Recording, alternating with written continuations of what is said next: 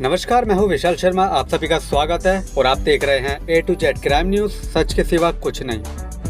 आज का मुद्दा है पुरानी पेंशन बहाली।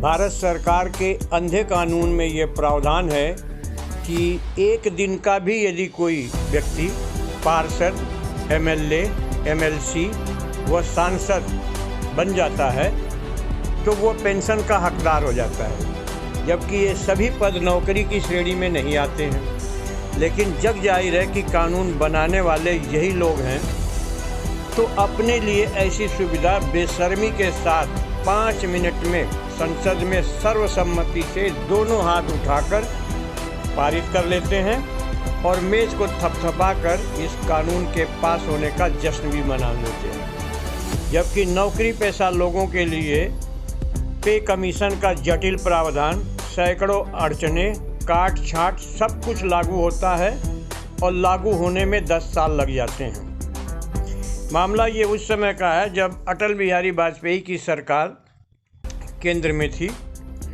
सन 2004 में वाजपेयी सरकार ने सभी लोगों की पेंशन बंद कर दी जो 2004 के बाद में सरकारी सेवा में आए थे। अभी सन 2024 में इस व्यवस्था को लागू हुए 20 वर्ष हो जाएंगे, तो 20वीं वर्षगांठ जो है सन 2024 में लोकसभा चुनाव के समय पर मनाने का इरादा है। सरकारी कर्मचारियों और पेंशनरों को ये शपथ लेना चाहिए कि बीजेपी को किसी भी हालत में ना तो कोई सरकारी कर्मचारी, ना तो पेंशनर और न ही इन सरकारी कर्मचारी और पेंशनरों के परिवार का एक भी सदस्य वोट दे। इस संदर्भ में ये बहुत ही गौर करने वाली बात है कि राजस्थान की गहलोत सरकार ने सन 2004 से जिन लोगों की पेंशन बंद है उनको अपने प्रदेश में फिर से लागू करने का फरमान जारी कर दिया है।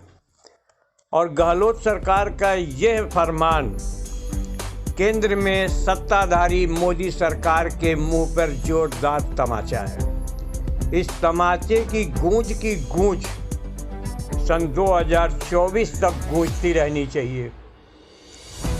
अभी उत्तर प्रदेश में चुनाव चल रहे हैं। समाजवादी पार्टी ने अपने घोषणा पत्र में इस बात का उल्लेख किया है कि यदि समाजवादी पार्टी सत्ता में आई तो 2004 से सरकारी कर्मचारियों की बंद पेंशन को वो दोबारा से चालू करेगी। लेकिन इस समय वर्तमान में बीजेपी की सत्ताधारी पार्टी और इसके मुखिया इस मामले में मौन धारण किए हुए हैं। इनके कानों पे जूं तक नहीं रेंग रही है और घोषणा पत्र में लिखने की बात तो बहुत दूर की बात है, क्योंकि ये सारे काले कारनामे इन्हीं के ही बीजेपी पार्टी के ही सिद्धांतों के अनुरूप है।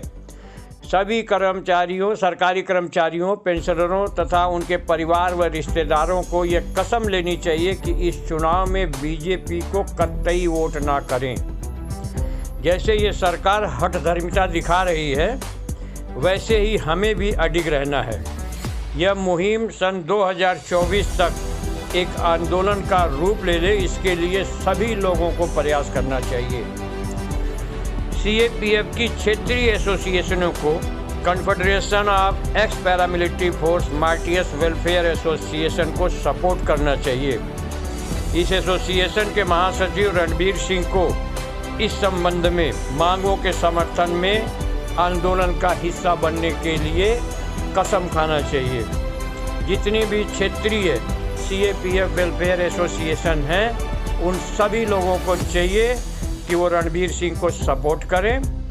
मैं CAPF वेलफेयर एसोसिएशन गोरखपुर का general secretary Devendra Kumar, A to Z crime channel का ब्यूरो हेड रणबीर सिंह को पूर्णतः सपोर्ट करता हूं और इस आंदोलन को आगे बढ़ाने के लिए हमारे एसोसिएशन के सभी सदस्यों ने सहमति व्यक्त किया है और समर्थन देने का वादा किया है। इस मुहिम को सन 2024 तक चलाना है और निश्चित रूप से इस सरकार को पेंशनर के मुद्दे पर 2004 से पुरानी पेंशन बहाली करने के लिए घुटनों पे लाना ही होगा। ये हमारा दृढ़ निश्चय है। धन्यवाद।